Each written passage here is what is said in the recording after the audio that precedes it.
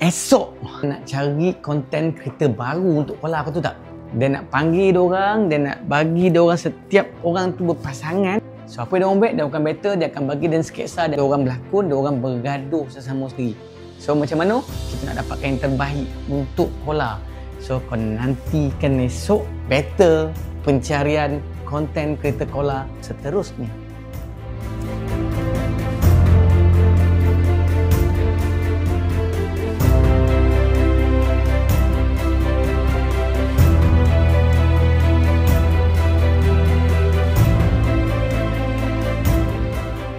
Alhamdulillah, kalau tak ada pun saya rasa kita can go very far lah.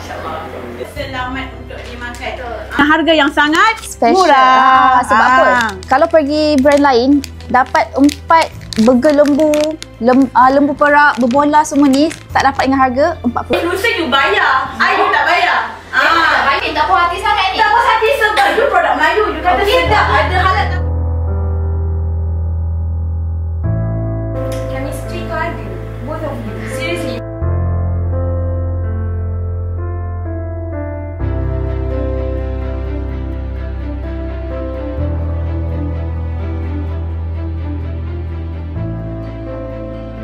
Hai, Assalamualaikum. Nama saya Lala. Nama saya Fitri. Welcome to Kola Meat House. Okay, untuk hari ni kita ada Dia bertahan 10 tahun. Tapi saya tengok kat sini bertahan sebulan dua. Okey. Apa bukti dia? Sebab saya nampak tak buka lagi. Of course lah. Memang tak buka lagi sebab saya tak berani nak buka, takut. Okay, anyway Tanya, I mean, Alhamdulillah, I think we just do the simple thing.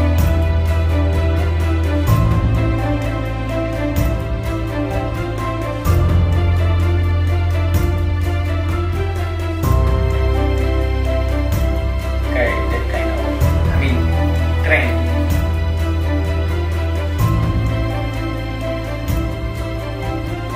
Okey, bismillahirrahmanirrahim. Assalamualaikum. Terima kasih yang menonton. Thank you korang. Bantu kita tap screen dulu, share kita punya live boleh? Sebab hari ni kita ada promosi kau-kau nak bagi. Sebab apa? Kita dah nak raya haji. Confirm bila raya haji je kita fikir pasal kambing, lembu ataupun biri-biri. Tapi sekarang ni saya ada 4 produk yang menarik lah. Takkanlah stok pun tak ada. Takkanlah semua benda ni pun tak ada. Kamu lah, korang nak niaga ke tak? Benda macam ni sepatutnya korang banyakkan stok. Korang biar betul agak-agak lah. Kata ada landang. tak apa, saya boleh hantar balik yang tak kisahlah sekarang ni 2 hari lagi nak raya haji. Kau baru nak hantar sekarang. Aku dah ambil minggu lepas. Ada dua side. Kalau saya fikir duit dulu. Tapi in term of lakonan tadi, neraka menang ni. Kalau ada 4.5 mungkin saya letak pada 4.5. Pressure I will go for 4.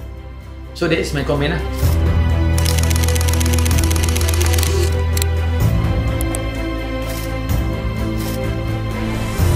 Assalamualaikum dan salam sejahtera. Saya Syairah Harish dan bersama-sama kita bersiaran secara langsung di Kola HQ.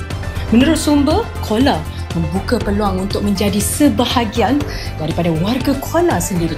Jadi tidak mahu melepaskan peluang, saya turut ingin menabur jasa kepada Kola sendiri. Hadirnya saya bukan untuk menjadi lalang tetapi untuk mengukir cinta bersama dengan Kola.